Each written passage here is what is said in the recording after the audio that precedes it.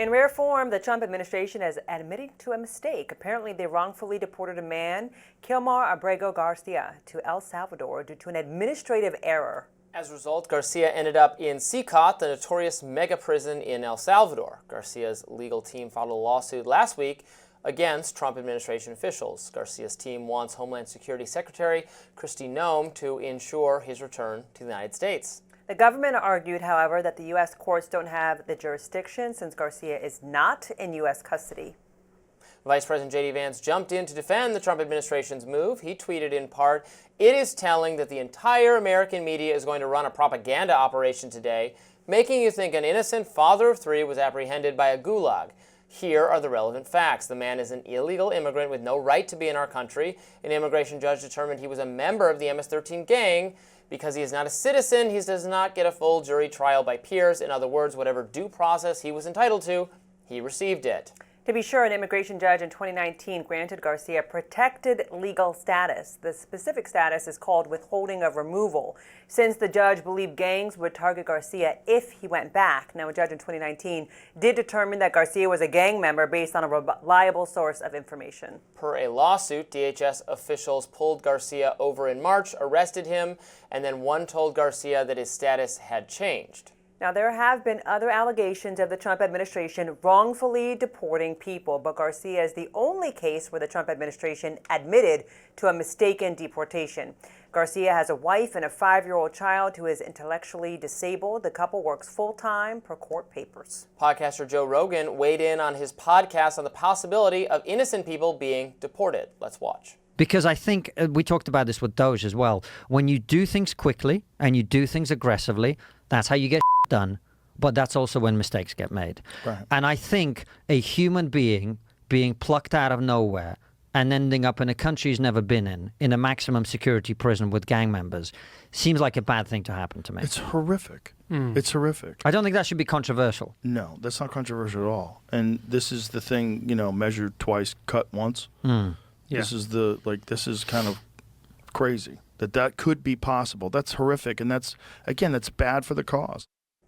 To be clear, Rogan was not referring specifically to Garcia's deportation, but rather the possibility of a nonviolent, non-gang affiliated person being deported to a prison in El Salvador. So, the administration has said this was an error. The status of this individual is a little bit more complicated than I think some in the media initially portrayed it. I was seeing social media discussion about this. They're saying, totally innocent, father of three, no gang affiliation whatsoever, grabbed, sent to El Salvador.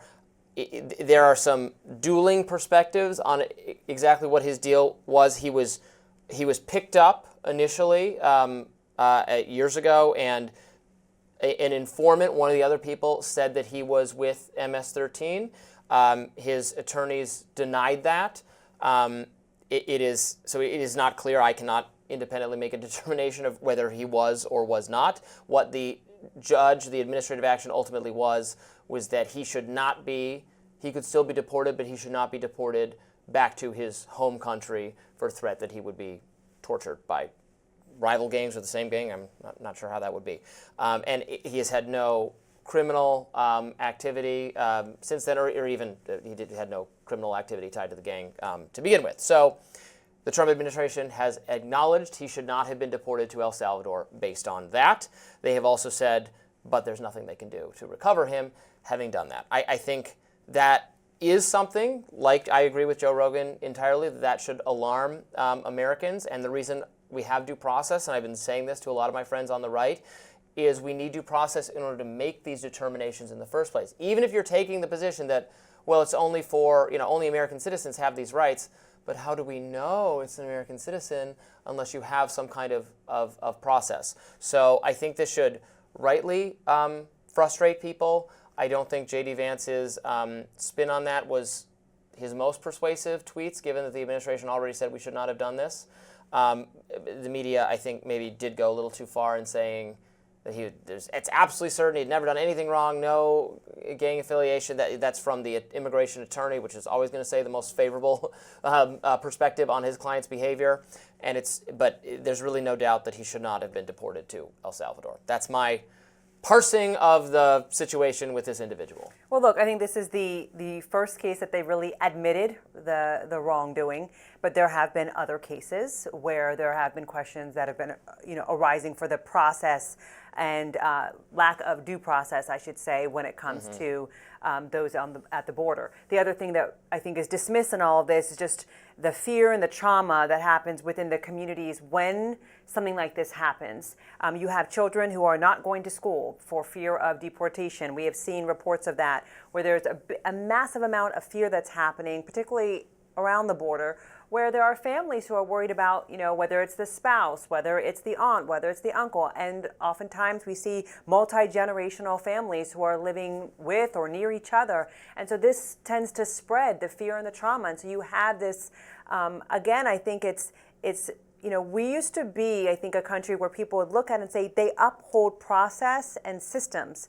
There's freedom of speech. There's a due process. There's a way in which we do things that is admired around the world. And I think we're losing that when we see these kinds of stories. Yeah, I support due process. I think it's a slippery slope always. When you start cutting corners, then you're going to run the risk of taking legal action against someone who is innocent or even who is an American citizen or has a protected status. I know there's a tremendous desire among Americans to do something about there's too much illegal immigration, to do something about violent gangs. We don't need MS-13 or Tren de Aragua or any of the rest of them in this country. I think most people are in support of the government taking action to remove those people involved in criminal gang activity, violent activity, to get them out of the country. Obviously, we have a tremendous number of illegal immigrants. We have a finite number of police resources, so let's start there. Let's deport people who There are also a gangs, danger. I will point out, there are gangs that are happening in white neighborhoods too. May not be called MS-13, but there are gangs happening in white neighborhoods and black neighborhoods. It's not Yeah, just well, let's arrest all those Latino. people too, yeah. Well, I'm just saying, them oftentimes it's all. focused on, MS-13, which there is a presence, and I'm not doubting that. But there's also gangs happening all over in different communities. I think the government should do Hyper-focus. more to combat crime, regardless of the immigration statuses of the perpetrators. Absolutely, 100%. And it is not exactly correct it's not that our crime problem is not solely an immigration problem. Thank you. Is that what Right. you're getting at? Yes, Right. it is certainly. And there's other factors. There's socioeconomic factors. It's not a race thing. There are a multitude of facets that go into it. And I think, this is for some where they're going to say, well, you're taking it too far. But I think when you do things, when you reduce the Department of Education by 46%, and you're talking about, I see your eyebrows getting raised, but here's where I'm going with that. You're talking about children and retention rates in schools. What happens? The first sign of when you see children getting into gangs, it's because they're not going to school. Oh, I agree with You're that. not getting support, But resources. It So wasn't I'm just the saying, we're closing worried of the about. Department of Education that shut down those schools.